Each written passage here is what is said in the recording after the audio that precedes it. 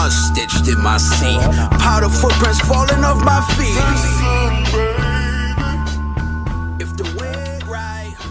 All right, what's up, everybody? Welcome to another installment of the Who Knows Ball Pod. I'm your host, AG. To the left of me, we got Molly Moore. To the left of Molly Moore, we got Trey, man. How y'all boys feeling today?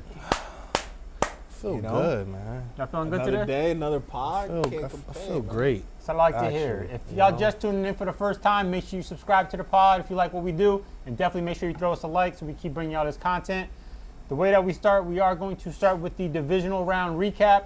First game we're going with is the Denver Broncos and the Buffalo Bills. The Denver Broncos did get a W. And we'll see how my boys feel about that. Listen, I know that y'all big Josh Allen fans. I wanna say that was one of the better games this week. Well, there was a couple good games, but I want to say that was literally one of the better ones. Came down to the wire, but you can't turn the ball over in the playoffs, is what I was told as a Baltimore Ravens fan. And what you do in the first half has consequences to how the game turns out in the second half, no matter how good you play. But it seems to be flipped a little bit because, as I've been hearing in the media, it doesn't really care how many turnovers you had because you played well enough to put your team in a position. And then we're going to talk about everything else, like the referees and bad calls and what's an interception and what's a catch, instead of talking about the turnovers that kept the game that close to begin with. Josh Allen, he had 3 touchdowns, but he had 4 turnovers. He had 2 interceptions. He had 3 fumbles, one which was recovered by his own team. But they had 5 turnovers in total with a fumble by James Cook on the road, which it's inexcusable. You can't do it. Usually 5 turnovers in any game, you lose. The fact that they were actually still in the game, you want to give credit, to them for fighting and getting over that adversity of turning the ball over, and really looking at Denver for not being able to shut the door and punch those field goals that they were getting at the end of the half, and where they were getting off of turnovers for touchdowns and really, putting the game away. But for the most part, I mean, if we're going to compare just the QB play, Bo Nix outplayed Josh Allen. Bo Nix. Easily. Bo Nix. You know what I'm saying? Like I've been saying, my boy. And, it was a back and forth game. Defense was played, but it wasn't really played because both teams scored 30. And what we're seeing right now in the national media is it came down to an interception that people think was a catch, which wasn't a catch because he never had, me personally, I don't think he ever had possession for more than a second and a half, if we're being honest. And he didn't survive the catch through the ground. And it was a fight between the ball once the ball got between the defender and receiver. And the defender came away with it. You tip your hat. I don't think it needed to be reviewable. I don't understand why people think that it needed to be reviewable. I don't understand the uproar in it.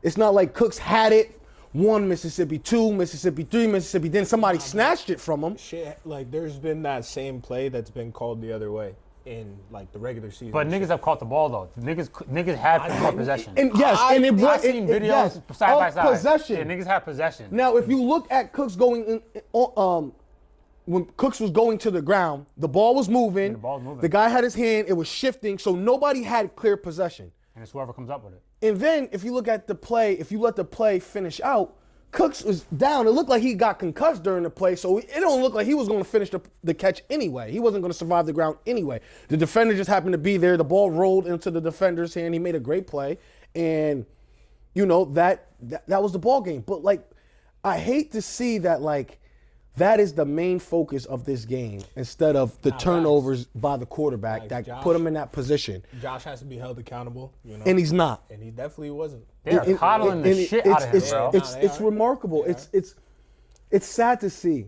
as a sports fan. For real, it is. We could say, if you really watch the game, Josh Allen was outplayed, but no, he wasn't. You know what I'm saying? He was, obviously. What do you mean, no, he wasn't? Obviously. obviously. But I'm just saying there were. How many touchdowns he had? 3. Okay. How many touchdowns Bo Nix had? 3. So how wasn't he outplayed? If he had the same amount of touchdowns but less turnovers, what do you call that? Listen, I get it. I know it's crazy. It sounds No, crazy. It Josh does Allen sound was- crazy. Josh Allen was outplayed. He bro. was outplayed. Bo Nix played it better. He was Niggas was selling Bo Nix too, dropping passes in the end zone. 100%. 100%. Josh Allen got outplayed this game. I don't know what Trey's trying to Josh allude to Allen and take away from Bo Nix. Bo Nix always outplayed got to Josh be Allen. on this side of the road. Yeah, man. When this side is so much clearer. Yeah, Bo Nix outplayed Josh Josh Allen. stunk. Josh stunk, but I just didn't. Listen, But Josh was terrible. I was just, everybody, y'all know I'm a Baltimore Ravens fan, and it's just funny just being a year removed. And everything that happens to my team or Lamar Jackson, it seems like the same thing happens just a year later, where I'm looking for the same critiques, I'm looking for the same criticism, and just the same consistency. Last year in the divisional round against Buffalo, Lamar Jackson had one interception, which was a bad interception, and a fumble, which they said was a bad fumble. And it alluded to 3 points to Buffalo. That's what it alluded. And then we come back in the second half. He's almost flawless in the second half. Mark Andrews drops a game-tying 2-point conversion. And then the next day, everybody said Lamar Jackson can't make those plays in the first half and put his team in the hole and then expect to win the game and then not take some of the blame or be accountable for the loss. So I was like, okay, cool. If that's what they're saying, okay, cool. That's what they were saying. Fuck it. I didn't agree with it at the time. I thought he played, I think football's a 60-minute sport. So even if you are bad at certain points, certain quarters, certain drives, if you still give your team a chance to win at the end of the game, give him credit. That's a fact. And he wasn't given any credit. So we fast forward 1 year later. Just one. And then we have a more atrocious game from Josh with more turnovers. And I'm saying, okay, they're gonna keep it consistent. Everybody, first take, first things first, Colin Coward. Everybody's gonna say the same thing, right? And I was waiting, and it was just excuse after excuse after excuse after excuse. I mean, I seen one take. Dan Orlovsky said, "Josh can't fumble that football right there. Look, he can't. But look, the lineman has a chance to grab it, and he just doesn't."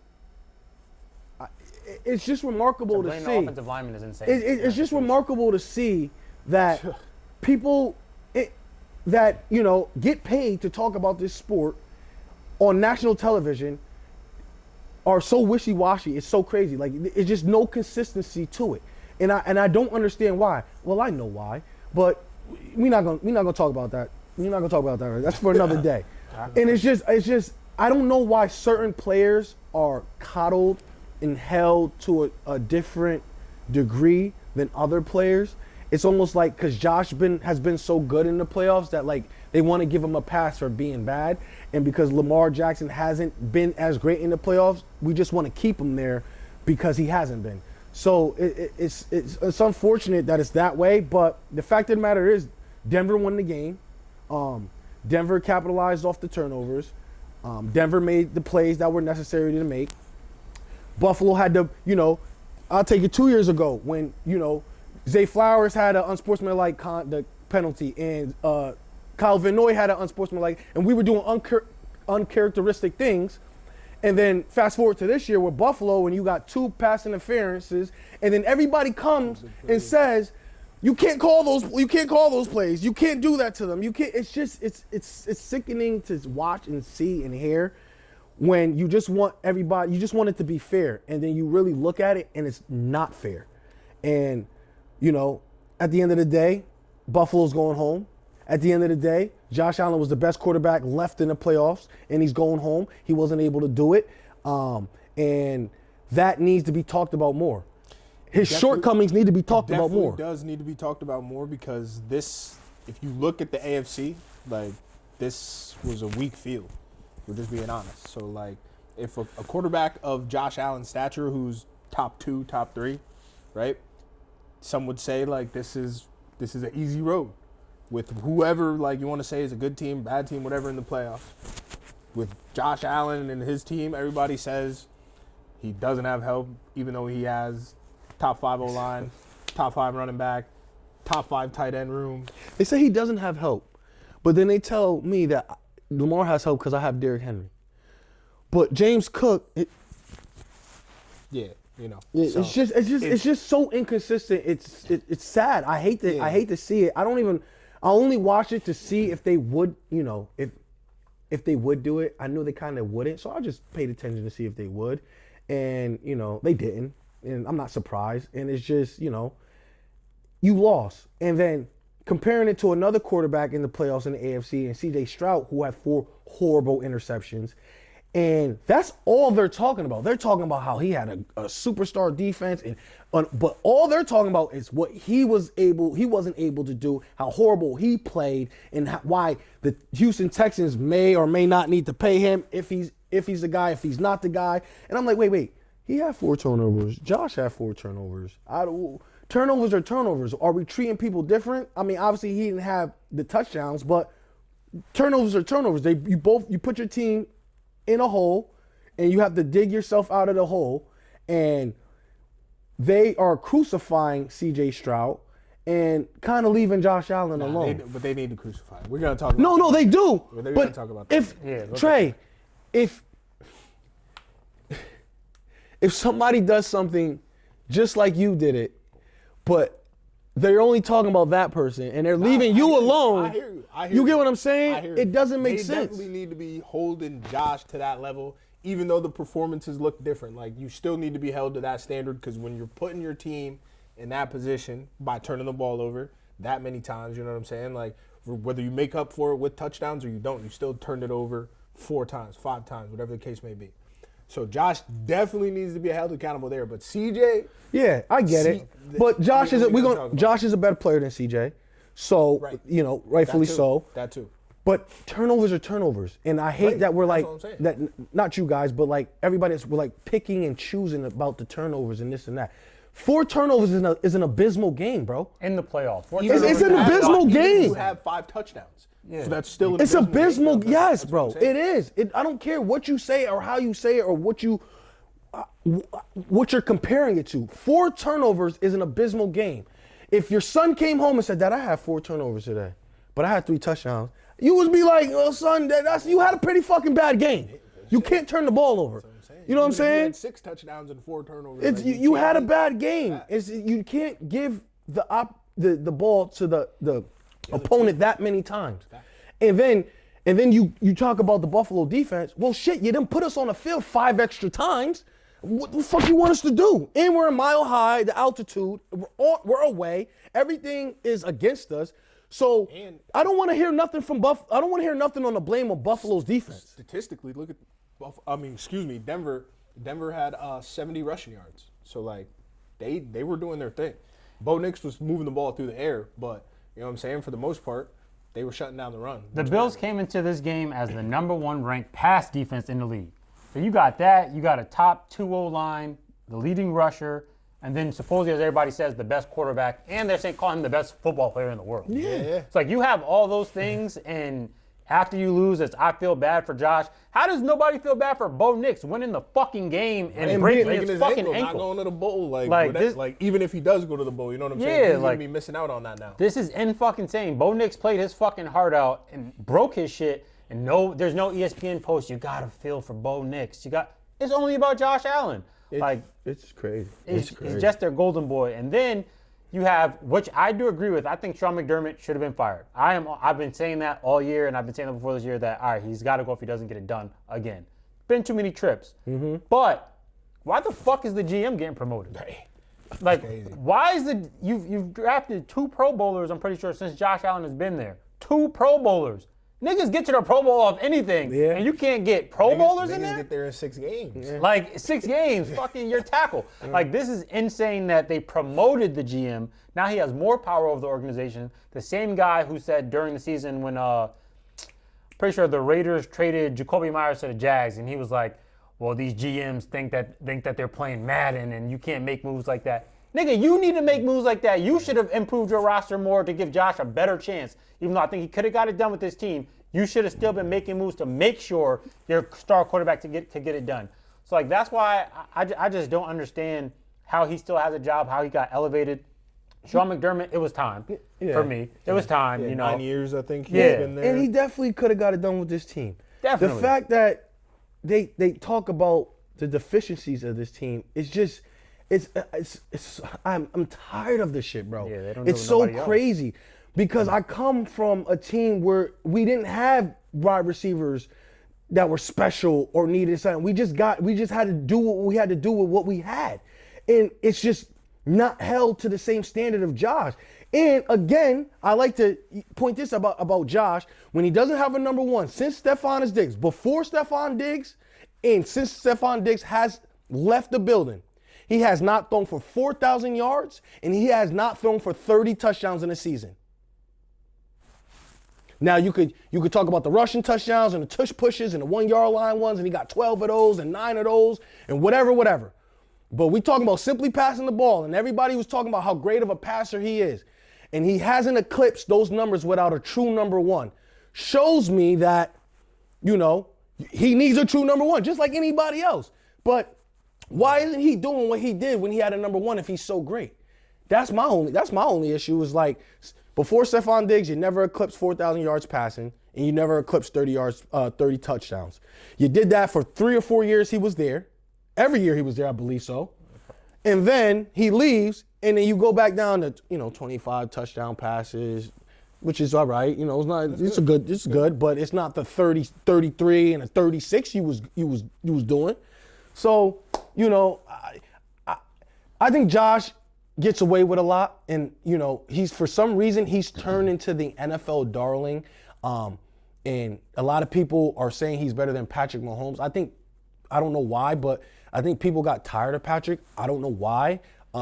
He's still the best quarterback in the league, and the fact that people can try to make a case for Josh being the best quarterback in the league with nothing to support that, and an MVP that everybody looks at with a little side eye, and that's his only great accomplishment.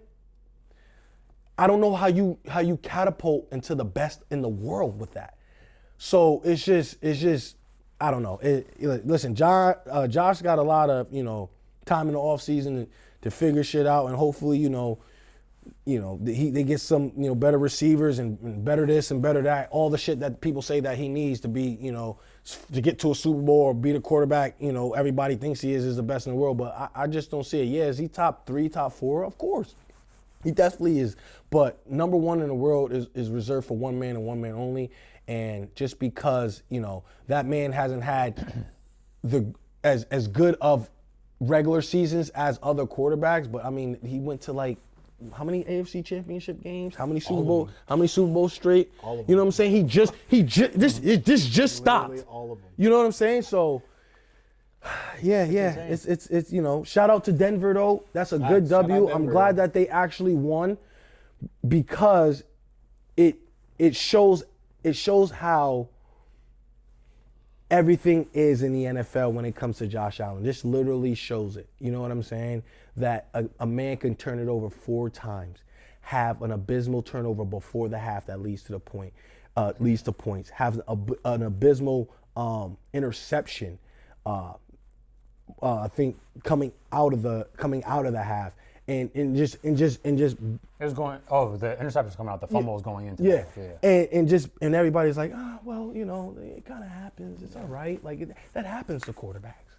And then you see it before a year earlier, and it was like, he can't do that. He can't turn the ball over.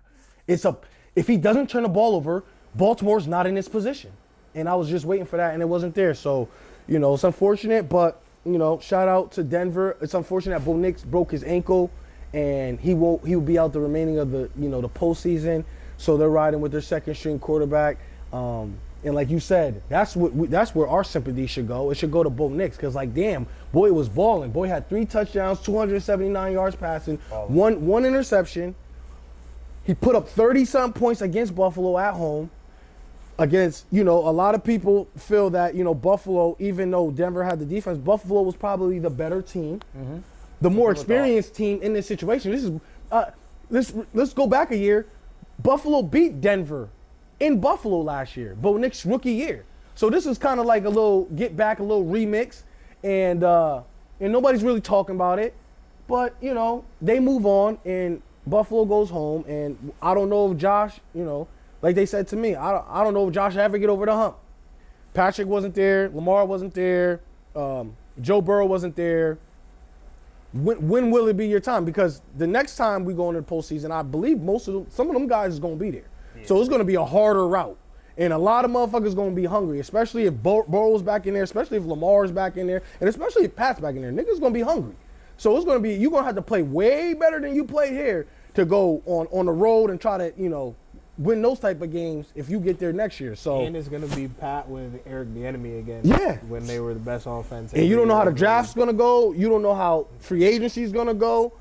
You don't know how development of second, third, fourth year players are gonna go. So yeah, this was the year. This was it. It was laid out. You had to be a CJ Stroud. You had to be a Bo Nix. You had to be a Drake May, Aaron Rodgers, and that was all that was standing in your way to get to the Super Bowl.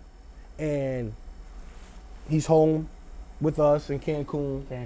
We all there. Pina coladas, you know, Facts. Sand in your feet, Facts. Clear waters. Thong flip-flops. Yeah, but listen, he has a beautiful wife, so I'm sure after that loss, it wasn't really a loss for him because I'm sure he got some anger out. But you know, one thing I will say about Josh Allen, and this is where I feel bad. It's not about the game. One thing I feel bad is he can go up there, he can take accountability, he can say this was on me, this was my fault, but the media makes us hate him. Yeah. It's not Josh Allen that we don't like. It's the way that the media portrays Josh Allen. That's like, my point. That's the thing. Like Josh Allen, we went up there and said, I got to play better. I can't make those turnovers. And that's all we want. We want him to take accountability because that's what we all think. But then the media goes and shields him, and that's where you fuck us, all the rest of the NFL fans up, where it's like, yo, treat him like you treat our quarterback. Y'all killed Dak Prescott. We should trade him after we lose a postseason game, according to everybody else. Like, Justin Herbert 4 turnovers. We've heard how that's gone. We heard how that got went killed last week. So like all we ask for is the same energy from the media, and that is the reason why it has turned off so many NFL fans to what Josh Allen does. Best PR team in the world. Yeah. In the world. There's a few guys. I don't know. Whose PR team is better than Josh Allen's PR team? You gotta. I don't know. I do not know. But that's still a great win from the Broncos. You know, we're happy to see it. Unfortunately, Bo Nix with that injury. We'll see how Jarrett Stidham can do. Going to who they Patriots. Yeah, going against the Patriots. It's a tough team, so we'll see how that goes. Now we're going to move on to the Seattle Seahawks destroying the San Francisco 49ers. Not too much on this one because it was just pure belt. From the start. From the start. Set the tone. Well, and it finally caught up with them. I was just about to say. It finally caught up not with them. too They much, were playing with house money. Yeah. Trent Williams said it. You know, they got this far with all, like, they were the most injured team in the league, literally, in terms of money. Like, all of their best, most important players literally got hurt. One of them never reported because he was injured and probably about to get packed now. Like, so it was bad from the jump with them. Yeah. They made it to this point. You know? Listen, they were playing with house money. I just couldn't see them. I mean, listen, if they did it, it had been something special. It had to. Team of Destiny type shit. Motherfuckers on the team that we haven't heard of had amazing output, amazing games. Like, and you know, a roster of 53. You know, and you only have so much depth. And once, you know, you lose the caliber of guys, like all pro caliber of guys that you lose, and you go into a playoff game on the road against a team that got everything going, and was the 1 seed overall, even though I think they split in the regular season. Yeah. But, you know, even that last game that Seattle won, I think it was like week 17 or whatever, for the number 1 seed. Mm-hmm. San Fran just, you know, they couldn't score, and they couldn't muster up any points. I think they scored 7 that game, and then they come this game, and I think they score less than that. And then Seattle, you know, they kept it rolling. They kept it on the ground. They say, you know what? They don't got nobody over there really that can stop us if we just punch them in the mouth. And once we punch them in the mouth, they don't have the weapons or the depth to climb out of that. And I just think they took advantage of it, and they put this game away, you know, pretty quickly and handle their business, as you should, as anybody should when you're dealing with a team in the playoffs with that many injuries. The fact that San Fran was able to beat Philly is, I was a just about big to say discredit that. to Philadelphia, because It either says one of two things: that this Seattle defense is like something special, I mean, I think that's or true.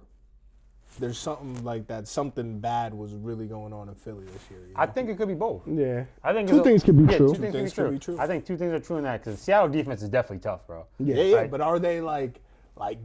I mean, like that enough to get. Find out. We're about to find out next week against the Rams. Yeah, so I mean, I think they're definitely tough, and I think Philly had a lot of bad shit going on this year. But from the start, you got Shaheed with the kickoff return, Yeah, and I mean, that's just a great. Once again, another person that's picked up mid-season that just makes a difference for your team. You can't play the fucking. If you know you have a chance to do something, you can't play the sidelines in the fucking trade deadline, bro. You got to bring somebody in who can make a difference, and bringing him in was a huge move for Seattle. And then, unfortunately, Zach got hurt, and I think that's a big loss from yo. Cause I like Charbonnet. Yeah, Sherman, but I think Kenneth Walker could. No, he definitely is tough. could I think the definitely carry public. the bill. Yeah, I think the public thinks Kenneth Walker has been the better back the whole Definitely time. been the better back. But for the system that they run, Charbonnet is the It's a better. good compliment, bro. And you know what I mean, like with the touchdown situation this year. I mean, the past couple years for real, since Charbonnet was a rookie. Yeah. They always have loved to give him those touches down in the red zone, even though Kenneth Walker is a power back. Yeah, he could get it done there. Like, know? they were just always giving So, it to I mean, I think they'll be just fine giving him 20 carries a game, because that's like low-key the type of player he is. Yeah, definitely a starting back. But Darnold didn't have to do too much. A little 12 for 17. Did have a nice pass to JSN, though, Yeah. in the end zone. Yeah, that was really nice. good. Yeah, that was dope. JSN got his real quick. He only had 3 for 19, but that shit makes everything. I mean, when you rolling, you don't want to put the ball in harm's way, so you don't necessarily need to throw it. And when you have a running back running for 19, 116, and you have 175 yards on the ground, and you're rushing for 5.3 a carry, it's you get to that old type football, and it's just like hand the ball off, run the ball, and let's get the fuck out of here. And that's what they did. And tip your hat to Seattle. They're in the NFC Championship game. Tip your hat to Sam Darnold for being able to Minnesota last year and coming up short, but having a good season with them, and then coming to Seattle and doing what he's able to do in Seattle and being in the NFC Championship. And it's crazy to think, out of the 2018 NFL Draft, with Baker Mayfield, Josh Allen, Sam Darnold, Josh Rosen, and Lamar Jackson, that Sam Darnold could be potentially the first quarterback to go to the Super Bowl. Yeah, that's nuts. You can't write this shit. Like, you honestly can't. You can't. Nobody would have guessed it. The guy's been on like 3 or 4 teams, and he has a chance to be the first quarterback to go to a Super Bowl and potentially win a Super Bowl from that class. It's crazy. It's crazy. Football is, that's why I love it. It's so unpredictable. There's so much parity in it that it keeps you glued, because you don't know. You really, really don't know. And when you think somebody's out, or you think somebody, see a career is what it is, or it's over, or it's whatever, and then they get with somebody else and they have, they revive it, or they get with a good coordinator, get with a good team, and then they turn their shit around, and you're looking and you're like, wow, what kind of conversation will we have about Sam Darnold if he is a Super Bowl winner and a Super Bowl MVP? Is he better than Lamar? Is he better than Josh Allen? There's not. I don't think. It's You know what I'm funny saying? 'cause I think 2 the Seahawks- 14-win seasons. Lamar hasn't done that. Josh hasn't done that. So we're gonna have some tough conversation if that comes to be. Listen, that's why I love football, man. It's just you just never know. It could be anybody's year. It could be anybody's time. Obviously, the teams that are left in the playoffs, a lot of us picked the Patriots to not make the playoffs. Or I think who picked? Did you pick them to make the playoffs? I forgot the. I think in the beginning, got the I don't know if we all unanimously picked them not to make the playoffs, or if one of us had. I think may have had it. I'm not 100% sure. I don't think. I had it. But the fact that they're there, it just shows you that, like, no matter what the odds say, no matter what Vegas says, you really don't know. You really don't know. So you know, it's a fun watch. It's a fun watch, and you know, shout out to Seattle, shout out to Sam Darnold, and shout out to Mike McDonald for Coaching matters. turning that shit around quick. Coaching fucking matters. Turning it around And quick. your GM matters, John. Like Yeah. making those moves, GM drafting the like Nick Eamon-Wari, like they Yeah. Devin Yeah. Witherspoon, like they've drafted, they've hit, they trade. I mean, they fucking picked up Uchenna Nwosu from us when we didn't re-sign him. They Like, picked up DeMarcus Lawrence, and he has a resurgence you in know his what I'm career, saying? bro. Like, same with Nwosu. Like, yeah, and DeMarcus Lawrence was like the best on the defensive line, and we thought he was losing juice. I would have re-signed him. Obviously, he's supposed to. and I would have retire signed early. Nwosu. Because you remember he took that shot at y'all when he got Yeah, there, he right? said, I want a chance to get to a Super Bowl, and Cowboys not getting there. And a lot of people look laughed at him though. right, yeah. A lot of And people look was where he's like, at. "Bro, what you taught you, bro? You over there type shit." And it's like, Look what he did. NFL, bro, you never know, and that's Yeah. how I'm going forward. Like, you could talk to me until you blue in the face about what you think is gonna happen, who you think is gonna be nice, and I'm just gonna simply reply, "Dog, you never know. You see. never know." Shit is crazy, though. It is crazy. That turnaround for Seattle is insane. Shit's these like the turnarounds of these teams is happening, and that's why we're about to see what we're seeing. Where doesn't like what you've done no longer matters. Yeah. If you're not bringing that, like if you're a new coach or even an older coach, if you're not bringing those type of results, Super Bowl appearances, conference championship appearances in 2 to 3 years, Packed. packed. You're getting up out of there. Packed. Everybody is in win now. That's the wild thing. Everybody's in win now. Because we're looking at it right now. The Patriots and Seattle 2 years ago were in a new coach situation. The Patriots have had 2 new coaches back-to-back years. Yeah.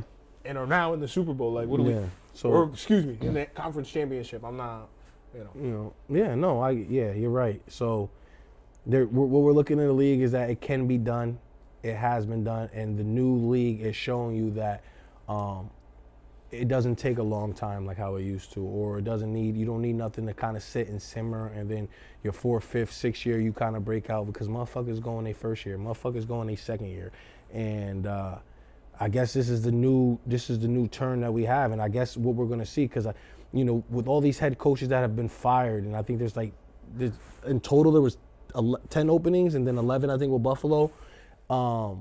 It's showing that everybody's trying to get that coach that could get them there on the shortest amount of time, because this is the new league. It's like you don't need. If you're a good coach, you're a good coach. You can elevate a team, you can elevate a quarterback on offense, a defense to get to where you need to get to. And I'm just, excited to see like how does this all turn out. You get what I'm saying? Yeah, no. Like, and this head coach thing circles into the quarterback thing, which is right. Like the narrative right now is there's a quarterback development problem. Like, niggas, and there's a reason for that. But that's like fundamentally there's a reason for that. Yeah. But then like in the NFL, there's a reason for that because dudes aren't allowed. Like back in the day when we was in high school and whatnot, if you were a 1st round draft pick and first of all, you wouldn't even start like right away. Yeah. But if you did start, you were guaranteed to get 2 to 3 years to like. They figure you're gonna stink year 1. You know what I'm saying? Yeah, Nobody's no. expecting you to come and just light it up right away. A lot more leeway. Yeah, A lot more of like we drafted him to develop him. we drafted and him to sit for real first round, like Right. first year. But if if we see what we see, or maybe somebody goes down, we'll throw him out there. Right. But If we draft you in the first, nigga, you starting. We throwing you to we the drafted him in wolves. the 3rd. Yeah. Like Like, we that's- expect you to get us to a conference chip. That's the turn of the league, and it's like Yeah. we're seeing it done. So like everybody thinks it, and I don't know going forward if it's gonna hurt or help the league. I don't. there's going to be a lot more Sam Darnolds. There's going because to be a lot more Sam because a lot of Darnolds. people. Let's be honest. Some people come in and they're good right away. You can't take nothing from them. They're just good right away. But some people, take time, and then they can be good. Yeah. So it's but like how do you shift through it? How do you determine? And who do you wait for? And how do you wait for There's them? gonna be teams giving You up get a what lot I of people. mean? Yeah. And then you have a trying to Sam find Darnold that. situation, like you said. Everyone's going to be looking for, like, offensively, right? The Sean McVay. And that's why his tree is, like, the most hired staff there is, because everybody is hoping for that guy who can get with the quarterback, a young quarterback, or maybe a bridge quarterback. but nonetheless, somebody who could like find what we're all trying to find with these guys. Because all of these, like the field of quarterbacks, I mean, 90% of them, maybe higher than that, were first-round picks. Top 2-round picks. Yeah. Like Dak was a fourth-round pick. Okay, so we got Dak. Purdy. Purdy was last pick. But a majority of these quarterbacks for these teams are first-round picks. Yeah. A lot of them. A lot of them, whether it's Bo Nix, Herbert, our Pat, whole comp, Josh, Lamar, Drake, Cam Ward, the Browns Trevor situation, Lawrence, they don't have one. But if Deshaun Watson is the quarterback, Aaron then Rodgers, Deshaun- Joe Burrow, Deshaun Watson, Baker Mayfield, Jordan Love, all these guys, Matthew Stafford, all these guys are first-round picks. And then First-round picks. So, you like, got a the couple talent- other ones right, sprinkled in there, sprinkled right? in. But the talent, so that's why everything is going to be the way it is, and that's just the way it is, and why we're going to see more guys like Sam Darnold, who they were bounced around in this situation, trying to like everybody's trying to tap into them, but it took 3 or 4 stops to fucking, you know what I'm saying? get right. To get right. I will also say, though, so a lot of teams are going to give up on these young QBs, but what we have to think about as well is the pairing of the young QB, and not just the coach, but the GM, the GM and what they surround niggas with, because, like, you got the Buffalo Bills GM, for instance,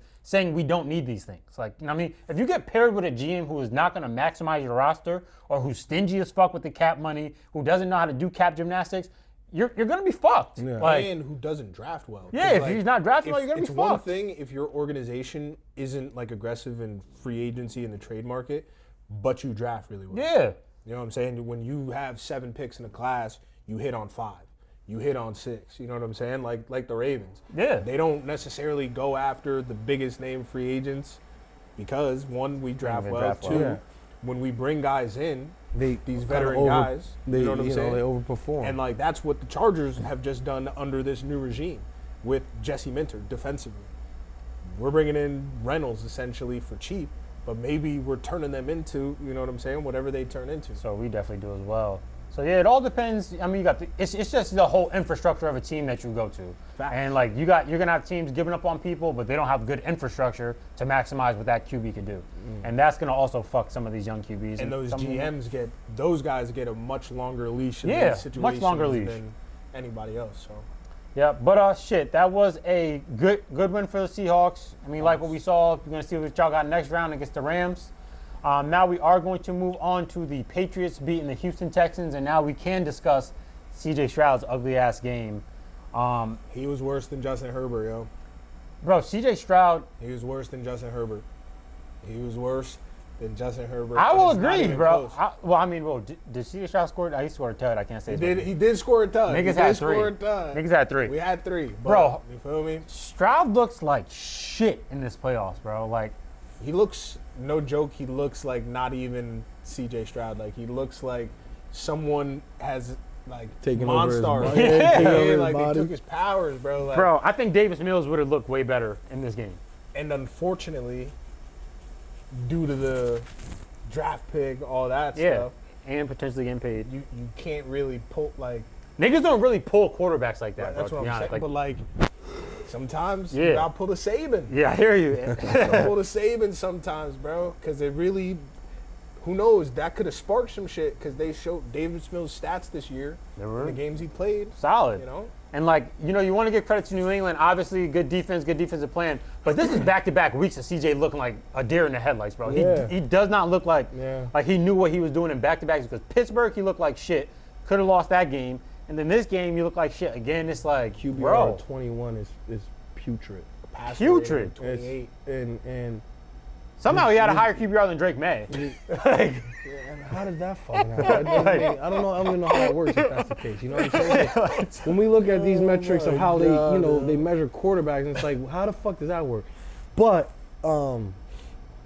I think maybe because Drake May had all those yeah, 4 fumbles. Like, a nigga was and bugging too. maybe that plays Yeah, a factor it into definitely it, and 5 sacks. But needless to say, CJ Stroud was oh my worst god, performance. it's one of It's like, yo, what are you doing? It's the worst performance he in was the just playoffs, bro. giving that shit away, bro. Giving the Pause. ball away. Like he didn't give a fuck. You can have one. He was throwing shit word to me. You can Some have shit one. like this, yo. They had a You pick can 6, right? have They didn't have a one. pick 6 on them? Like, You can have one. You ain't get one yet? You can have one. They did have a pick 6. they did And have a Jack pick Jones. 6? Yeah, Jack it's Jones like. And he just and then that pick 6, it's just like you That was have when they pressure were straight up in your 10-7. face.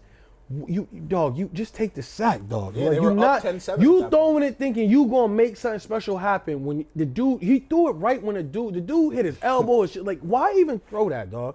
Just take the sack, get hit, take the sack, live, see another down, punt the ball, put your great defense back on the field. Some of the things that he was doing is just like you've been in the league, I think 2 years now, 3 years now. Three. You This is should year have 3. an awareness of like, oh, pressure, get down. I'm not gonna just toss this shit up there. I'm not at Ohio State, bro. I don't have these great. We're not playing like Rice University, bro, where my dogs is gonna make it no matter what type of shit. Like you can't put your team in that type of situation, and give credit to New England because them motherfuckers, man, they call everything. They call. I mean, some of those interceptions by Carlton Davis was just. He looked Tough. like tough. It just was tough. Tough. He looked like he was the receiver Sideline in that catch, shit. tough Just type shit. double clutching, catching it, getting the knee down, sliding 2 feet in, toe tapping, all types of shit. They were doing all types of shit. And every chance that CJ Stroud gave them to intercept the ball, they intercepted the ball. So you want to give credit to New England being alert, their DBs being instinctive and grabbing that, we call it money. Go get the money, especially when it's in the air. Go get the money, and they went to go get it, and it's just it's unfortunate that these last couple of games we've seen with quarterbacks is just it's not the quality of playoff football that we've seen growing up, that we've seen in the past recent years. Not at all. And teams are just quarterbacks are just doing like whatever. It's like it's kind of crazy. It's kind of elementary that shit that we're watching, and it's like I don't think it makes for good football, especially in a national football league. It's kind of Definitely want to put better film out there, bro. Yeah, it's kind of like What the hell are y'all doing? It is what it is. These quarterbacks are who they are, and their teams got them to where they got them. So we gotta watch them. And Exactly. Stroud's wasting a fucking great defense though, and Yeah, like that's hard to watch, bro. Generational. Like defense. these niggas is out there. let's not throw that word around too lightly like that. Generational. They got some good bookends. They got a great secondary, but generational is meaning these niggas are we gonna remember them. And I don't think we're gonna remember them like that. You get what I'm saying? Like, so I get what you're trying to say, and I heard it in the media that they're generational, they're as good as the Seahawks and this, that, and that, and I'm just like, But listen, they got some dogs of this and they got some niggas of this decade. But Started out. It's we can't. I hate when we get Y'all there too. yeah, but I hate when we get too far along from shit, and then we just start and. This is the hot shit now, and it's like now they're the generation. No, they're not. The only thing that they're missing from this defense to make it generational is like linebacker play, because they have it everywhere else. They be having good linebackers. They have good linebackers. What's not making them generational is they're not taking the ball over at a historic clip. They're not sacking the quarterback at a historic clip. They're not keeping points per game down at a historic clip. That's what makes you generational. I hear you. They're not propelling bad quarterback play no matter how bad it is to a win regardless. That's generational. I don't think nobody could propel this nigga CJ to a win, bro, the way he was playing. Bro, that nigga. I mean, niggas went to the Super Bowl with Brad Johnson. Niggas went to the Super Bowl with Trent Dilfer. But did they play that bad? They just didn't have to. You couldn't score. You didn't score 10 points. You get what I'm saying? But how many points? So if CJ Stroud scores 16 and his defense is generational, Patriots don't score 28 no matter what the fuck going on. You get what I'm saying? You get what I'm saying? But even though I'm giving it up, I don't care if I'm giving it up because y'all not going to score. No, I'm with you. I can give it up 9 times. And out of the 9 times, y'all probably will score maybe 10 points on this defense if it's generational. If we talking about defense, I'm with you on the generational part. I don't think they're generational. But they're a very good defense. Maybe the top two, the best defense in the league between them and Denver. So you always got to give them credit. But like, we're not gonna because we're so far removed from the great defenses that we've seen and that we know existed, that we're just throwing the label on them as if like they're. Do you see how they? No, I don't see nothing. I don't see nothing special with them. I don't see the specialness. You get what I'm saying? Like I don't see. You're definitely right about the linebackers. Now I think about it. You know what I'm saying? I don't see. They could use. I don't see the special. Yeah. You know what I'm saying? I don't think Richard Sherman on Seattle was giving up one-hand touchdowns to Keyshawn. I don't see that. I don't. I'm sorry. I don't think Rondé Barber was giving up one-hand touchdowns to niggas like Keyshawn. No, I'm not. I don't see it. I'm sorry. I don't see it. Me personally. But hey, and that's their best corner they got over there.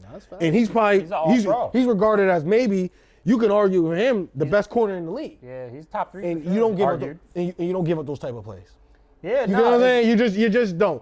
Especially to a player, and I'm not saying Keyshawn what's his last name? Booty is anything short of a good player or potentially could be a great player, but like he's not, he's not top 20. You get what I'm saying? He probably not top 25 if we being honest. So you giving up those type of plays on that corner. In my day, I never saw that happening to the top corners on my day. Yeah, you had your top receivers who was getting busy on niggas, but you ain't just have some some dude just, you know what I mean? Just doing shit like that. Now, if it's a two-hand catch and it's a slant or it's a go ball, he catch it over the joint, that's all. One-handed, going freaky on the, nah. I think, that was just an amazing pass, though, bro. That was a great ball. That was a great ball, and that was an amazing catch. Yeah, I know. I'm gonna get there. I'm gonna say next. So Booty, shout out to him, cause nigga tried to just, talk shit about my dog, LSU shit. Shout out to Booty, cause a lot of people gave up on him. Yeah. When he was coming out, he was supposed to be him. Yeah. So shout out to him for he kind of turned his career around this year with Drake May for real, bro. Yeah. I'm pretty sure they were like the number one passer rating on deep passes. Year. Yeah. So shout out to them for that. But I do like what I don't like what I saw from Drake May, and we have to talk about it with these fumbles. Now, he led the league in fumbles. Pretty sure he had 14 or 15 all year in fumbles. And it's been a problem all year. Now, yes, he played well enough to win. Yes, he got the touchdown. Yes. But it's an issue. Does he have small hands? I don't know. Does he trade? When he come out in the draft? Did he come out in the draft with small hands? I don't know. He's a big guy, listen. So I would assume he doesn't have I would say the weather played a factor, but when you say that he's led the league in fumbles, then I can't say that. So fumbling is just something that he does. Which, if you're putting it on the deck, that's an issue. But how many of them are we losing? Yeah. Is it all of them of the 15? Like, did we get back 6 or 7? You know what I'm saying? Like 2025. Because I saw a stat that Mahomes leads the playoffs with 15 fumbles total, but he's only lost 3 of the 15 times he's put it on the ground. That's not bad. Yeah, Mahomes. Yeah, and a lot of these people fumble, and we don't really talk about the fumbles because they're recovered by the offense. And do you lose them? But it's still an issue. Even if your offensive lineman is recovering the ball, putting it on the deck, it's an issue. I think he has also 3 fumble losses in the regular season, and then you add the 2 in the playoffs. So he's at 5 fumble loss out of, I think, 15 fumbles. Okay, so like that, it's not. But that's only because of offensive awareness. Yes. If your offensive linemen don't recover like the Josh Allen fumble, then in my opinion, it's still an issue. Like, you clearly have a problem holding on to the ball. Yeah, you do. So yes, your side recovered the ball, but you clearly have an issue feeling the blind side coming. Like, sometimes you gotta feel the pressure from the blind side. Sure. And so Will Anderson was kicking Will Campbell's ass. So I said in the chat, because he caught 2 of them were just batted while he didn't feel the pressure. Yeah. So I'll give him grace there because the left tackle there was having a rough day. So, I mean, maybe it's something you gotta learn from. That's all I'm saying. It's something he has to fix up. We can't just say it's okay. I think it's something he has to fix up going forward. But still, you give us 3 TDs. You did way better than Strauss. I don't know how your QBRs were against some of those fumbles. Yeah, but it's got to be because his passer rating was 100. Yeah, so still shout out to the Patriots. I think you guys came out with a good game plan. You knew the weather. It's your home field. And y'all did what y'all had to do. Made shit hard for Stroud. I heard, I think it was Julian Edelman who said that New England doesn't lose no home playoff games, and they don't. Yeah, They just don't. They find a way to win, in their place, especially when the weather is bad. And for example, another game this week where they took advantage of the Texans and C.J. Stroud's inability to not turn the ball over, and Drake May, it wasn't a spectacular game from him, but he did what was required and what was needed to get the dub. Yep. He put the ball in the end zone 3 times. Some of those was dimes, especially the pass to Booty. And you take care of the ball and you take care of the business. And he had those fumbles, but he recovered those fumbles. So the ball bounced their way. Yep. And sometimes that just happens. I've been on both sides of that. Actually, I've been on the side where it hasn't bounced our way more than it bounces. So I've never had. I wish I can have where balls fumbled and shit, and we recover every fucking thing. But tip your cap to New England, and I believe I said I want to apologize to them because I felt that going into the playoffs that no one was truly scared of them. And that, you gonna play New England, you kind of, what are you really afraid of them? And they're showing you that, listen, man, you gotta come prepared, or we gonna beat the shit. We gonna beat the shit out you. So good thing you finished that sentence. You gotta come with your hard hat, your boots, your lunch pail, because it's gonna be a long day in the office when you come play us. And they're proving me wrong week again. Yeah. And let's see if they can finish it against Denver, in Denver, against a second-string quarterback to go to the Super Bowl. And it's just the turnaround in New England is so crazy that it's like Tom Brady leaves. We have a couple down years. We finally get a quarterback that we draft. And I think Drake may go second or third overall. I think third. Third. I could be wrong. So we got the third quarterback out of the draft. And I think Caleb went, and I think Jaden Daniels went. Third quarterback overall. He went third like overall fifth pick or something like that. Not third overall pick. Oh. Yeah, no, he went 1, 2, 3, I think, right? Caleb, Jaden, and then Drake May. Yeah. So we sat in the third spot, and we picked the last of the motherfuckers that y'all didn't want out of the top quarterbacks, which he was still a top quarterback coming out. And he has a chance to put New England right back on the map like that. And it's so crazy that you think that a team like New England that has so much success in the past with the Tom Brady and the Bill Belichick, that you would think that they would have a longer time trying to figure out and climb their way back into that realm of being Super Bowl contenders and favorites and et cetera, and being a threat to the NFL. And grabbing a guy and being able to be in that position in year 2 and grabbing a new head coach and just having everything work out. I know people like to talk about their schedule, but listen, we played who was on our schedule, and then we're in the playoffs, and we're playing whoever those guys played and beat up on those good teams during the playoffs, and we beating up on them. So shit, I wish I had a schedule like that. I don't you know what I'm saying? No, I get what you're saying, but when you get to the offs, the teams that are in the offs had those hard schedules. And look what we're doing to them. And look what we're doing to them. So you just got to tip your cap, and I want to apologize to them because I didn't see it going like this. And they're proving me wrong.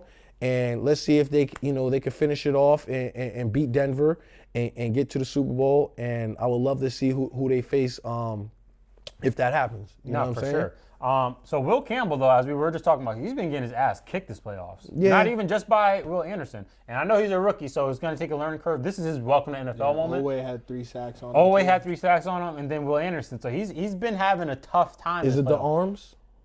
You know, a little short, a little T-Rex. Because he was all right during the regular season. I think that he's still. I think he's good. I think this is just really his welcome to the NFL moment, and he's going to learn from this and can only be better. I was critical on him coming out in the draft, so I think that he'll learn from it and be better. But I am just noticing what's going on right now. Nah, for sure. And I think, like, there was already questions like, is he a franchise left tackle? I think people thought like he'll be fine. Yeah. But to draft him that high, like you expect Pro Bowls and expect the alt. You know what I'm saying? So you expect the alt, exactly. So which is still possible. It's definitely still possible. It's definitely still possible. But is he that? Just having a rough go right now. Jury's still out on that. Jury's still out. So, hopefully, I think New England, they think that was the right pick at four overall, I believe. Five. 4 or 5 overall. I think he could develop into, a good left tackle for them. Like you said, he had a pretty good season overall as a rookie. Yeah. So you just want to grow and progress and keep getting better and better and better. And then, maybe he's looking back down the line a couple years later. Yeah, I only got my ass kicked in my rookie year, but now I'm an all-pro. Now I'm a Pro Bowler type player. So learn from it. Yeah, man. When you drafted in that spot, that's the expectation. Yeah, no, for real. It is. But like I said, some players just take a little bit. I haven't figured out how to stop the bull rush yet. My fault. I wasn't an all-pro as a rookie. You know what I'm saying? Right. When I was drafted, I haven't figured out how my hand placements is. Well enough to, keep a defender from doing a swim or spin or whatever the case may be. Because, he these playoffs, he went against some real niggas who are really good in their craft and really good at what they do. Will Anderson was drafted 3rd overall too.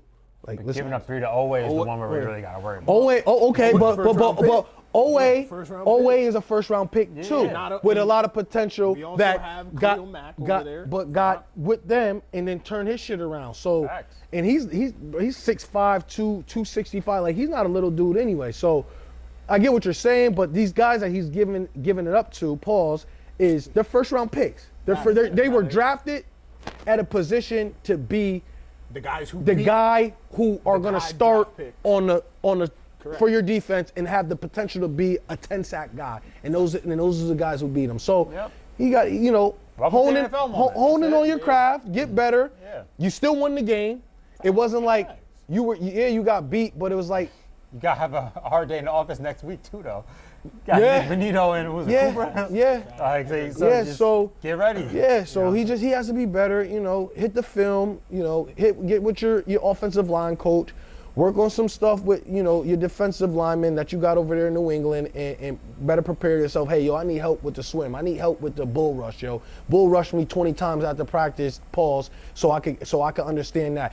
Hit me with the swim move 20 times after practice so I can understand that. So I could just get better acquainted and for this next game that we got coming up against, a very, very good pass rush as well. So, shit's going to happen. In the NFL, you're going to get got. You're going to get got. It's just what it is. Like Marshawn said. You got to get mine more than, I get got, though. That's it. Yeah, well, the Patriots advanced. Great win to them. We'll see how you guys do against Jarrett Stidham next week. It's mainly going to be money on the pass, so we'll see what happens. Now we're going to move on to the Los Angeles Rams beating the Chicago Bears in a very thrilling game. Listen, this is LA's second game where they kind of, first against Bryce and then against Caleb, where they slipping by, bro. Yeah, man, and it just, it makes Sean McVay look very good. Like, he's done it again. He's here again. But they're squeaking them out, bro. They getting by the look like it's gonna be a Seattle New England rematch from however many years ago that was. Yeah. It looks like Seattle. Or it could be a Denver Seattle. A lot of rematches actually. I just don't see Jarrett Stidham doing it. If Bo Nix was playing, I would say, it could be. He might be Nick Foles. Yeah, he might be Nick Foles. Maybe fucking Sean Payton will take over. And this defense is good enough to help him out. Is he home? Yeah, Denver was the 1 seed. So. And New England, you can run the ball in New England. I don't know how good Denver's run offense is. Well, they have one of the best O-lines, so it's so maybe Sean Payton gets in that lab. That's gonna be he's gonna have to draw it up for real and cook something up. Yeah. But for the let's talk about Caleb Williams too. Yeah, got to. Buddy, he makes exciting plays. Once a game, twice a game, that get you up off your seat, and almost like the wow factor, like, oh my God, I can't believe he just did that. He did it last week against Green Bay on I think it was a 4th down pass to DJ Moore, and then it was this 4th down touchdown pass to Komet, I believe it was. He's really been doing it all season. Yeah, Like, he's and just these couple plays. comeback kind of type wins, and these, it doesn't look pretty for 3 quarters, but when the 4th quarter comes, and then I get that opportunity to make that special play, he's answered the bell. He's made it. But for his quarterback play throughout the playoffs, and especially this game, he turns the ball over way too much. Oh yeah. He turns the ball over way too much. I feel like every time I see his stat line, there's an interception on there. There's 2 interceptions on there. And his completion percentage, he just doesn't complete it at a high clip. He doesn't complete it at a clip in the NFL that you need to complete it as to be, a great or a good consistent quarterback. And is that something he can clean up? Yeah, sure. But, he had Ben Johnson, to alleviate some of that. And honestly, he didn't. He was just the same Caleb. Has just completely been asked. Yeah, it's like Bottom barrel. 50% here, 49% there, 53% this game, 59% this game, and it's just like, ew. What Ben Johnson was able to tap into was getting him to in the moments, for the most part, in the moments where we need you to be a guy. Caleb was a guy in those moments, like we were saying, like the late heroics that he did, even though it wasn't enough. Yeah. That wasn't new this season, and I think that's what Ben Johnson really tapped into. Because, like you said, the completion percentage wasn't really there. 58 the turnovers, completion percentage. we know about the 47, 54. 50, 55, 58, 57, 50. It's just You're averaging 58, and that's like bottom. That's Right. insane. To be like a good-ish quarterback, you got to be at 62, 63. Yeah. And then all of the really good quarterbacks are above 65. 65 or better. Yeah, that's ugly. He's definitely got to fix that. One thing I did not like about this game was all you need is a field goal. Why are you chucking the ball downfield? Then Dan Campbell tree. Dan Campbell tree. You got to talk to your quarterback before that play and just say, take the flat, or just we're gonna keep running the ball just to get closer. Coaching. And that last pick too, that's probably on DJ Moore. But it's on both of them though. Why am I taking this pass? The facts. But there's a thing called putting the ball in harm's way. Yeah. You shouldn't put the ball in harm's way. All we need is 3. No, facts. I don't need you to get me down to the 10-yard line right now. Facts. Now, the kicker was hitting. I don't need you to fucking, even if DJ Moore ran the wrong route, even if he didn't run the route crisp enough, didn't turn around fast enough, I don't need you putting that ball in harm's way. Facts though. He could see that DJ was not he wasn't full speed running that route. And I chucked it. I chucked it up and threw a pick. So that's also just the IQ shit. You don't need to take that pass. You could have ran it yourself in descent or just threw it out, bro. And that pissed me off. But more like you're saying, these games are just so close for the Rams where it's they're not dominating nobody and they're not winning them convincing. It's the other team's mistake. Yeah. The dumb mistake. It's what are you doing? That's winning these games. And it makes you scared for the next round. Yeah. If you're a Rams fan, it's okay, we've been slipped by. Seahawks might give it to them. Yeah. They could beat the Seahawks, but it's the way they're right, and that's the thing. They can beat, but is playing right now, that's the last thing the Rams want to see. Yeah. Right now. The way that the Rams offense has been rolling from the second half of the Panthers game to all of this game, they don't Yeah, listen. And Matthew Stafford, he didn't have that great of a game. Shitty. No touchdowns. His QBR was 31. His rating was 67. But they ran the ball for 111 yards. They capitalized on 3 interceptions by Caleb Williams. So, you kind of just tip your hat and not losing the game. But you didn't do much to propel your team to win the game. And so going forward, you're almost and the teams that you beat, that people had you, in a situation where we think you're the better team, and you should have a more dominant win, 1 against the Panthers and 2 against the Bears. It's not good showings. You got the W. You can't take away a win is a win, but they're not great showings. So you want Matthew Stafford to be a little bit better. You want Sean McVay to be able to call up the offense a little bit better, scheme it up a little bit better, get some guys open, get some easy passes for Stafford, some easy, touchdowns for Stafford, so he could feel good about himself and the offense could look like it's really, hitting on all cylinders, but because it hasn't been in this postseason. Even though I think Matthew Stafford is the MVP, and he's probably going to win the MVP, this postseason he hasn't really shown, or let's say from his regular season to this postseason, it's kind of, he hasn't, really answered the bell to keep it consistent with what he had going on in the regular season. But a win is a win. Win is a win. And if a team is going to make more mistakes than you and lose the game, you're going to take that. I'm going to take it. Take it any day of the You know what I'm week. saying? So I wish that was more of the situations for me. And I'm sure you guys too. And it wasn't on your quarterback. It was like the other team fucking up. Yep. And we're going to take advantage of the other team fucking up. And that's what it is. So, salute the Rams. McVay did come out and say he called a bad game. Okay. He did come out and say, I got to be better. Okay. So I agree with that. You do got to be better next round because I don't think this is going to get past Seattle. So you're going to have to call up some That's what shit I'm saying. next round. And I guess, the Chicago Bears, they have 400 yards. They have 400 yards of offense, 160 rushing, 257 passing.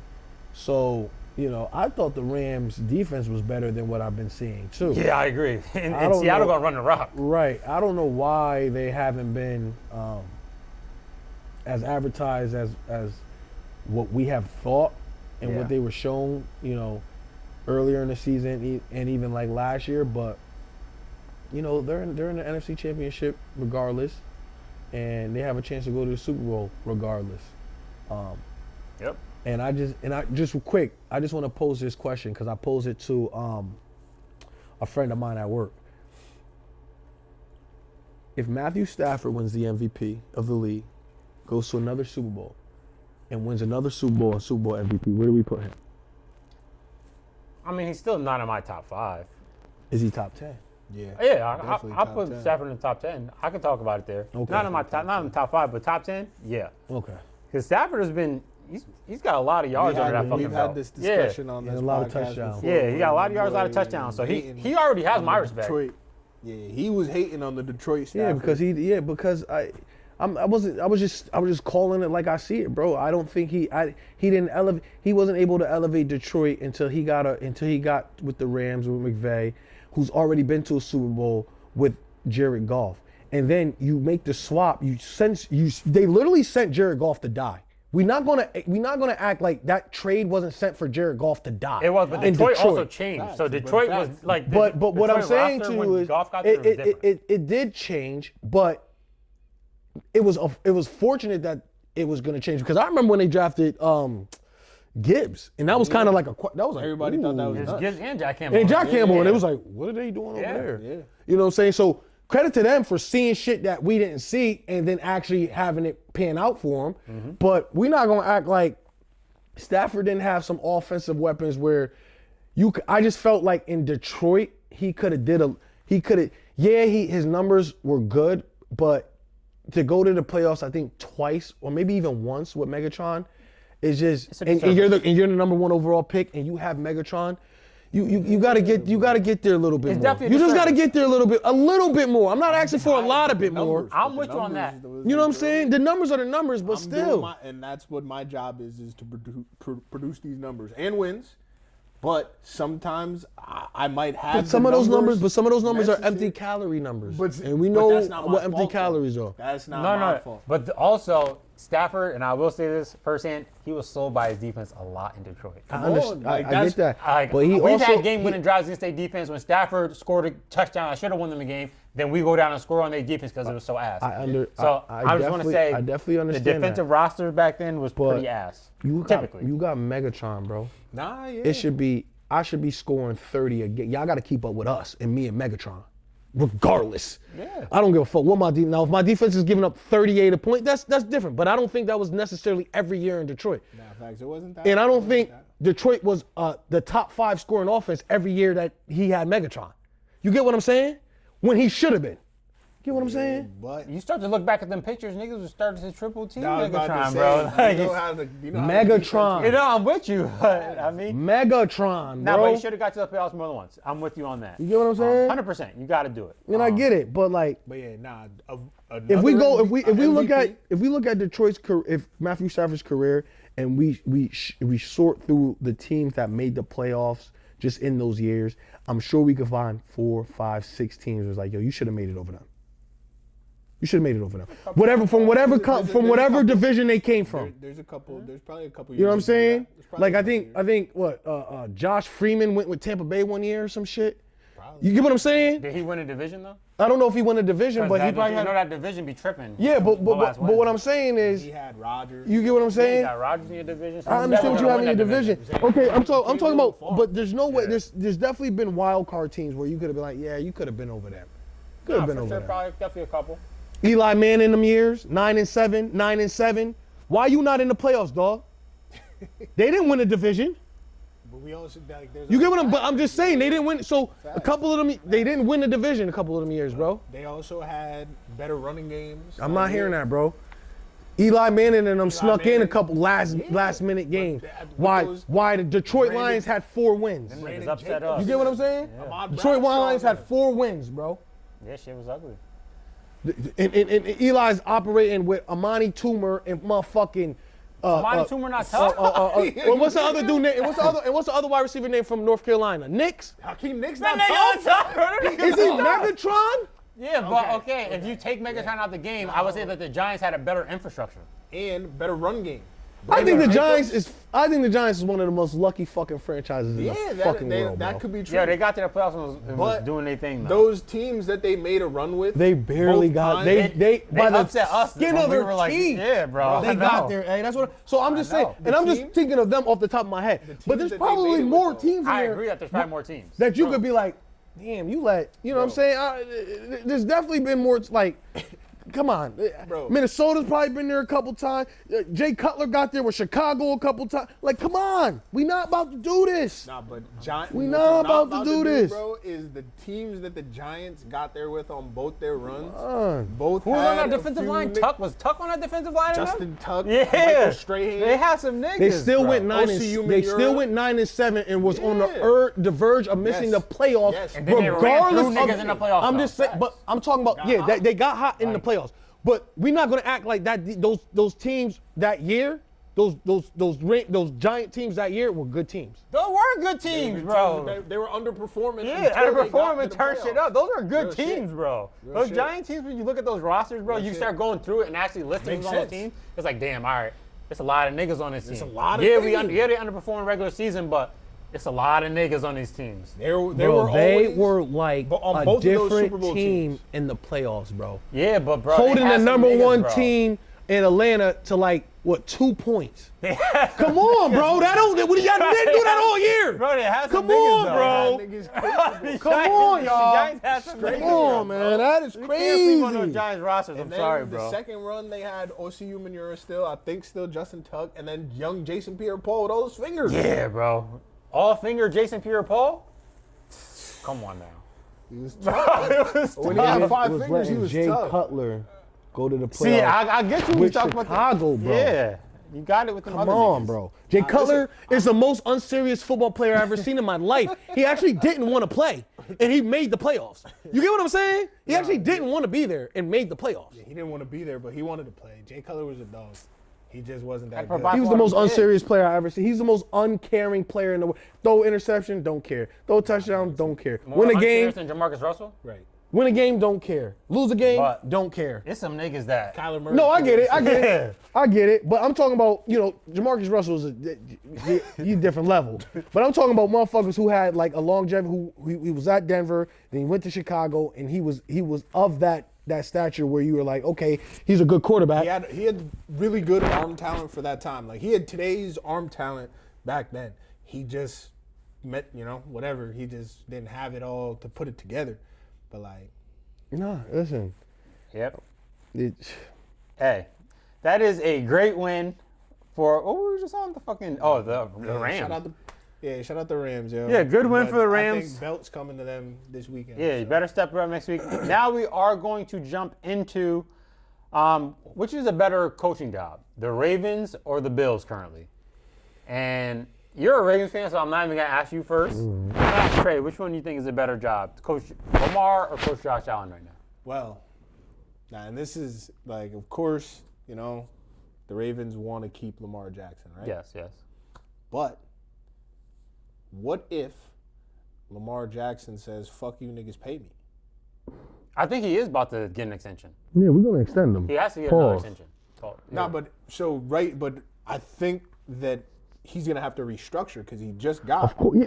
Well, of course. But what if he says, you know what I'm saying? Well, I want to just take this cap hit of 78 mil. 74. And I don't want He's you. not gonna do that. And I don't want you guys to be able to bring in players and pieces to make the team better. That makes no sense. I'm just speaking. It just doesn't make. He could still make all that money. No, he signed an extension in 2023, so he's due for another one. Bro. He could, bro. He's done the last 2 years of his contract with a cap hit of 70, I think 74 and 76 or 74 and 74. He's due for an extension right now, bro. He's gonna sign one this offseason, And which is essentially a restructure, but you're getting an extension. and he's 20. He's still 29, so he has all the time in the world. He's definitely, from what my owner has said. Okay, still though, so we got to bag him up again. Got to bag Mara, but that is gonna free up some cap space because you don't have to pay 74. Yeah. So we're gonna kick that, but like I need my bread. Because We've given him his bread. right, but now I want another bag. He's gonna be highest paid again. He's gonna be. We never didn't not want to pay Lamar Jackson. What came to it was when he was hurt and the guarantees and that thing. It wasn't like, dog, we not gonna pay you nothing. It was that's just what I'm like, saying. you know what I'm saying? What if we right made now- him the highest paid quarterback? We're gonna make him the highest paid quarterback again. Okay, bet. That's not even So then- that's not even a question. That's just the name of the game of the quarterback that we have. That comes with everybody. He's a 2-time MVP. You pay him. You don't dance around with it. I know you like to joke around with sending him to the Raiders and what people are flirting about him going to another team. I can't remember, and I don't know. He's a no Correct trade me clause. if I'm wrong. Still got no trade clause. Where we let a player of this magnitude of all pro in his prime go in any level of football. And when it comes to linemen, linebackers, DBs, running backs, wide receivers, kickers, anybody, we don't do that. So the fact that you think the anomaly is going to happen and that's going to Y'all happen. let Devin Duvernay go out there. Bro, Shit. Oh, Niggas bro, ain't paid Devin Duvernay, man. And You you got a special crazy. team head coach. That's nuts. Yeah, niggas is crazy. That's crazy. But He I'll is. say this, bro. About the situations, it's the Ravens are probably a more like a better situation, not only because of the roster, but like ownership, front office wise. that's where I'm leaning. In division. And I honestly think Patriots, the Patriots not going nowhere, dog. but So you got I to. also like the chances of us versus the Patriots, and then the rest of the field with the Jets and the fucking Dolphins.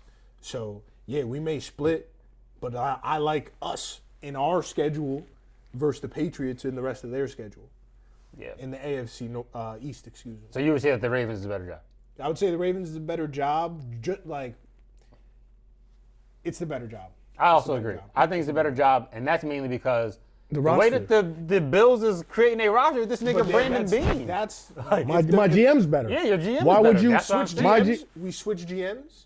Might be something to talk about. Might be something to talk about. yeah, I do We have a switch different GM, not necessarily switch, but if the Bills have a better GM, Somebody who's down to bring players in and make trades and shit like that. 'Cause this nigga just want to sit on his hands, bro. He don't want to do nothing for the Bills. the So, Ravens are the better job. Jamal, let's hear your answer. I mean, obviously it's us. We have the better roster. We have the better player development. We have the better drafted players. We have everything you want to have when taking this job. You don't have to worry about my GM ever. Like literally ever. You don't have to worry about him because he's going to find gems or he's going to find players that we can get in-house and develop. And he's gonna make necessary trades or off-season moves where we bring guys in who come perform for us and have hell of a career.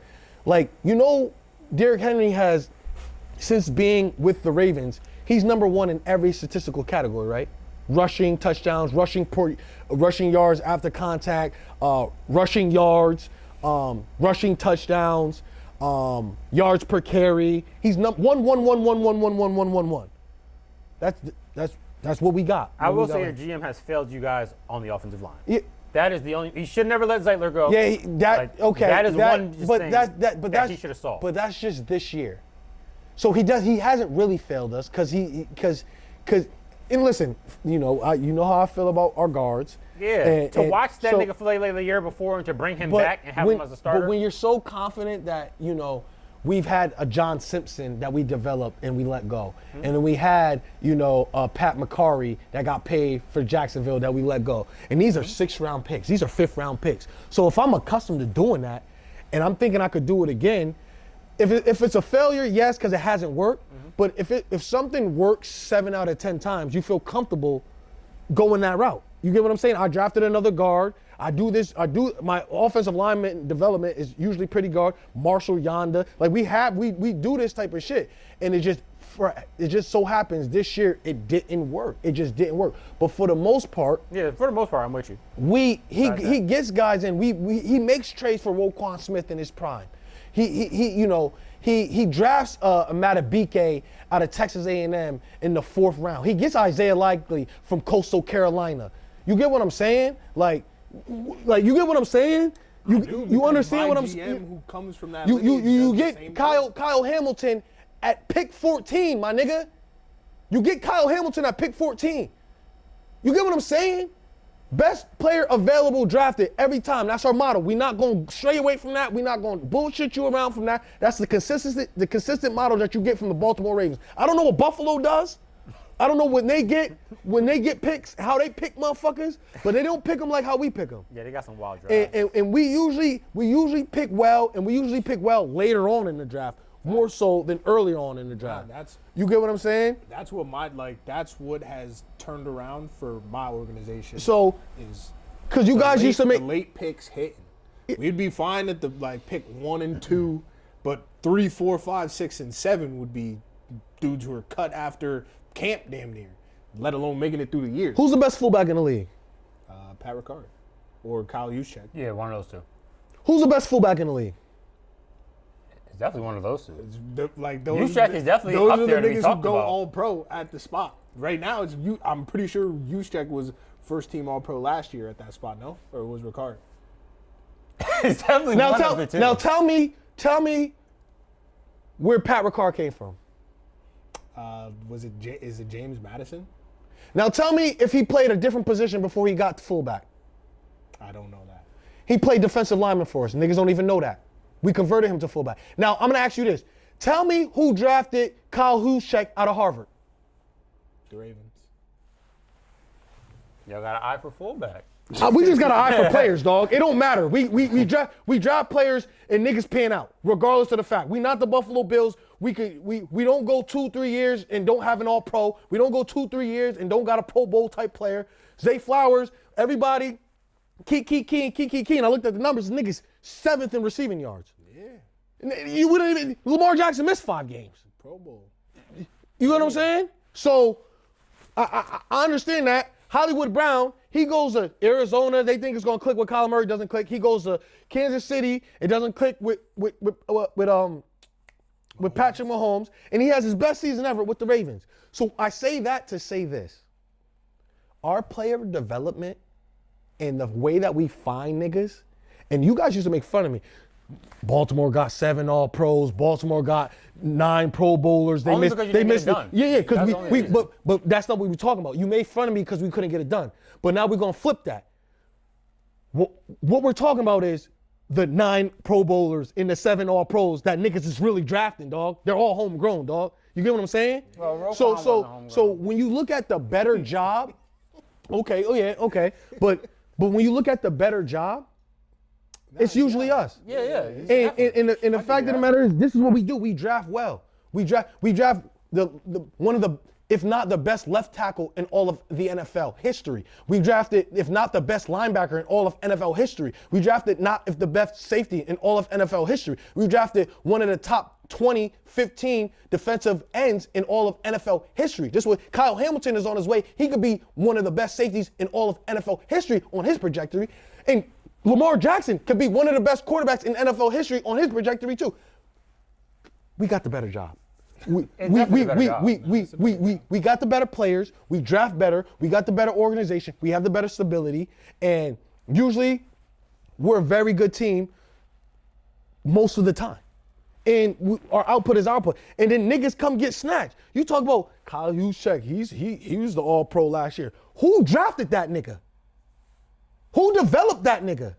I don't know. The 49ers. He was with us for 6 years before he got over there. How many He has a Super Bowl before he got over there. You get what I'm saying? You get what I'm saying? Yeah, That's what I'm saying. Baltimore is definitely the better job. That's what I'm saying. So we would say that Baltimore is the best vacancy for a head coach open right now. In all of football. And then who else is still left without a job? Like for head coach. So they have the Raiders. You have people. No, the what teams? Teams. Yeah, the Raiders. So you have the Raiders. I think the Cardinals. Yep. I think. No, I think the Cardinals got. Did they hire somebody I already? think they did. Who did they hire? I don't I'm think pretty so. sure they hired somebody, cuzzy. What? I'll tell you right now. Yeah, look that up. No. No. But yeah, Saleh got hired by. I think Tennessee. Titans. Tennessee just got. They just got their pick. The Browns don't have a head coach. Do Falcons have a head coach yet? The Falcons picked up Yes. Stefanski. Oh yeah. The Steelers still. Need a Steelers coach. don't have a head coach. So if it would be.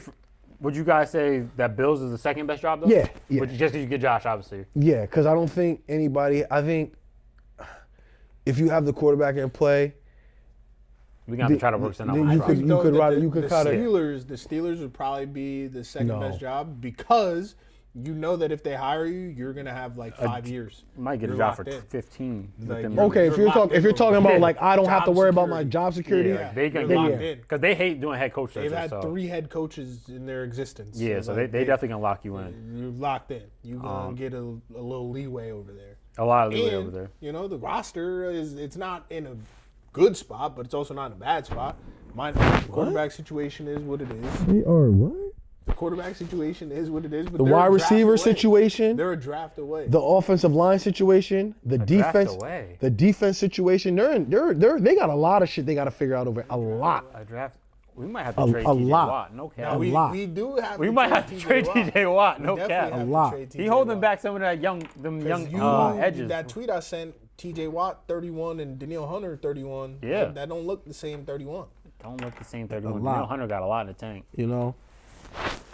Yeah, so I don't know, but yeah, I would go. And then you got Bills, Miami. You know, I don't know what they're gonna do with Tua. They I thought You you were know- talking about head coach. They got their guy. Miami. They hired. Halfley.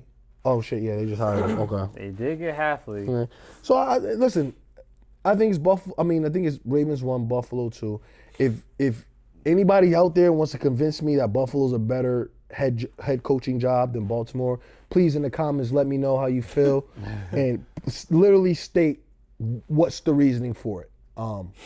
I think the Patriots are going to be formidable for a long time, so you got to deal with them. Definitely. In our division, I mean, yeah, we got Burrow. Yeah, you got the Steelers that are always good, but I don't, they're more of like Burrow hasn't made the playoffs in 3 years, bro. That's not a formidable opponent that you have to worry about getting to the playoffs. And we're a field goal away from winning division 3 years in a row. You know Facts. what I'm saying? Buffalo, now I think they won like 5 divisions in a row, but that's when everything was in all 3 teams were in turmoil. Now you have a good coach in Vrabel and a good quarterback in Drake May. They not going nowhere. I don't think they going nowhere. I think they only get better next year. Yeah, So you're gonna add on to what and I you think got. they have a lot of cap room to make, and they're on the rookie deal. So you have great. So and is your GM in Buffalo going to be able to produce and draft players that are Pro Bowlers and All Pros? He don't do that. So why would we think that's going to be and like you say, he don't want to play, what do you say, Madden? Yeah, he said he don't want to do all the grabbing and trading and free agency signings and shit that makes sense. So you're kind of hindered there. Yeah, he's definitely hindered. So- with whoever he gives you in the draft. And Yeah. a little bit of free agency. You rub Bosa in. I see. Listen, Baltimore, we got everything you need. We just need a coach to get us to where we got everything. And if we get a coach, pretty much everything's in place. We need a few more little tweaks, maybe some guards, some DBs, but not a lot. We don't need a lot of things. Linebacker and give me some edge rushers. All right, but not a lot of shit. Yeah. Not a lot. Buffalo, you need a lot. Oh, you need I mean, a lot. the offensive line is great, so you don't, and your running back is great, so you don't need to worry about that. Corners, But you need wide receivers, you need corners, you need linebackers. Matt Milano has not looked like anything of himself, and you can't trust him. You gotta go safeties. I think you need defensive linemen as well. Ed Oliver is good, but he's getting hurt. You know Espinosa. I don't know what his deal is. You bring in Joey Bosa. I don't know how. He had an okay year, but I think it was probably 1 year deal. Yeah, I don't know if he's on a 1 year deal. He's gone. You don't really have. I don't know who your safeties are. You from when you got rid of Micah Hyde and Hoyer. So I don't know who your safeties are back there. So you got a lot of things you got to figure out. I think their safeties like Tyler Rapp and shit. Like it's nothing. I think he got benched. It's what's his name, Johnson. Yeah. And So someone else. so like I said, I think we're just the better job. I think we have the better roster. I honestly think we have the better quarterback. Yeah. I just don't see how Buffalo and Josh solely by himself is a better destination. It's just Josh. And if you want to say Cook in the offensive line, okay, that's cool. I'll get you with that. But then that's when it stops. It stops right there. The tight ends. They got good tight ends. Our tight ends is better than their tight ends. Nah, not right now. What? Nah, Buffalo. If that's what y'all say. Yep, but that is that game. I don't know how many Pro Bowls and All Pros them niggas got. Right I don't. now. I'm just Not asking. right now. Yeah, not right now. I gotta go with none of the other. that. Mark Andrews, all that shit don't matter right now. It's all right. Definitely don't. So that's what we think about the head coaching cycle going on right now, and that's what we think about what the better job is between Buffalo and Baltimore. Now we are going to move on to the predictions for the AFC and NFC championship games. First, we got the New England Patriots at the Denver Broncos. It's Patriots minus 5.5. What we thinking? I gotta go with the Patriots. I mean, If it's not, I'm gonna take the Patriots. I'm gonna sit because I believe they're gonna win, but I do believe this game is gonna be a little interesting. But you think the Patriots cover the 5.5? I do. Jared Stidham's is this his first action all year? Yeah, definitely. Getting thrown into the AFC championship game, I gotta go with the Patriots. Yeah, 100%. But I think it's gonna be interesting. That's the spread. Listen, I just think the game's gonna be closer than I think the Patriots win outright. I just think it's gonna be a closer game. Yeah. So you got Broncos plus 5.5? I got Broncos plus 5.5. That's what I was thinking, but At Mile High with the altitude and that defense is still there. We just talked about Will Campbell giving it up crazy. Not even being a full touchdown. We just talked about Will Campbell giving it up crazy, right? Mm-hmm. And they got those pass rushers over there, and they was giving the Buffalo Bills line hell. No, yeah, they You were. know what I'm saying? Josh is goddamn near running for his damn life. So I could see this game. I think it's going to be low scoring. I would take the under as well.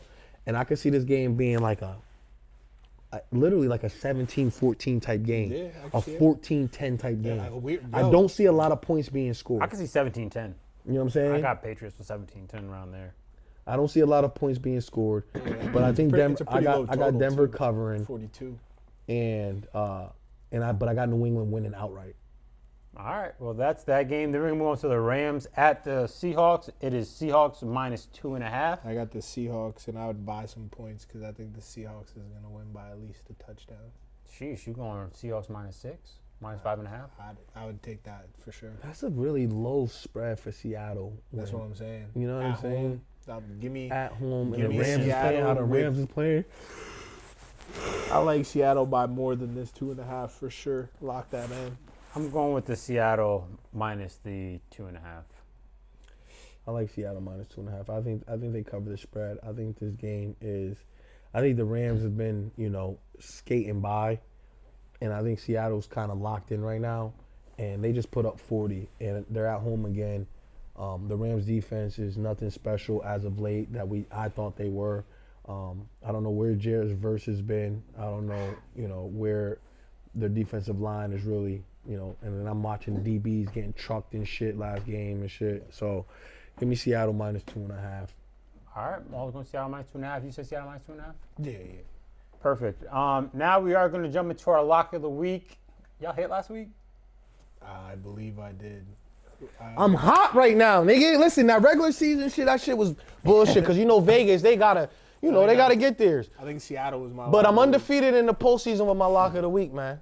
These And guys are both undefeated in the postseason lock of the week. I am 0-2 in the postseason. you undefeated too? Nah. Oh, he you no, 1-1. Nah, I Damn. don't know. So Maul's the only one Listen. undefeated. That is insane. See how shit changes What and the flips? fuck is going on? So now we can pick between the overall and under totals as well as the spread since there's limited options. And Maul, you are first this week. Oh no, I'm sorry, it is Trey this week. And then Maul, then me. My lock of the week is the Seahawks at -5.5. All right, Trey, Seahawks -5.5. Oh wait, you're taking points on that? Come on. The first person on the pod to Let's take get some this points. bread. Seahawks Let's get this -5.5. bread, bro. Then what are you on?